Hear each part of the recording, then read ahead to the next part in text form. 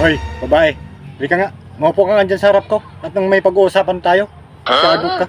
Oh, bakit ka ba galit? Inaano ka ba? Naano ka ba? Eh bakit alam na alam ni kumpare na may nunal ka dyan sa labi mo sa baba ha? Bakit alam na alam niya? Siguro may relasyon kayong dalawa ano? May relasyon kayo ano? Isira ulo ka pala eh.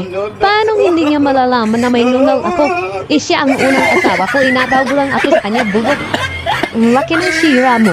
Oo nga ano?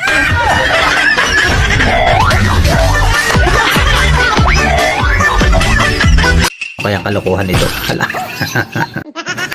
Naloko na.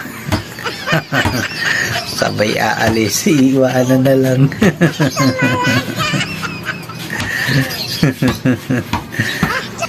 Gusto mo na ako matapos magpag-aaral? Oo naman, bakit? Bukas na bukas pa. Di na ako papasok. Tatapusin ko na pag-aaral ko. Mukhang magaling tumugtog si Manong ah. Tingnan nga natin. Nyek.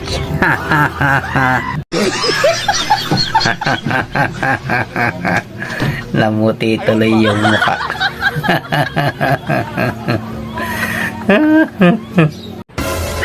Kung ayaw mo sa akin, just leave. Leave. Leave. Wow. Basta lumayas ka. Wala, binato. Sa kanya rin tumama yung bola. Wala siya nakakasarili. Kaswerte naman. Nakadalwa tuloy siya. Ang bilis umilang ni Mister. Sa pula sa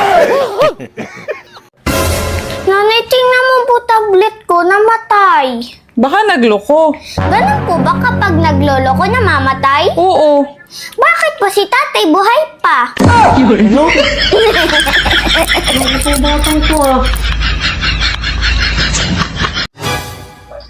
Mahal, may pera ka ba dyan? Kasi wala na tayong gas tsaka bigas eh.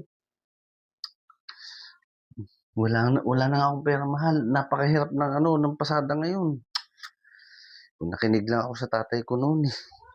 Bakit? Ano bang sinabi ng tatay mo?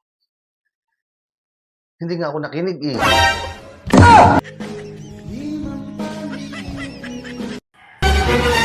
Babe, Oh, bakit?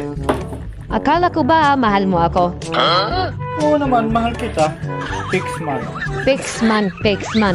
Eh bakit hindi mo ako kayang ipaglaban? Gusto naman kita ipaglaban, pero Oh, bakit pero?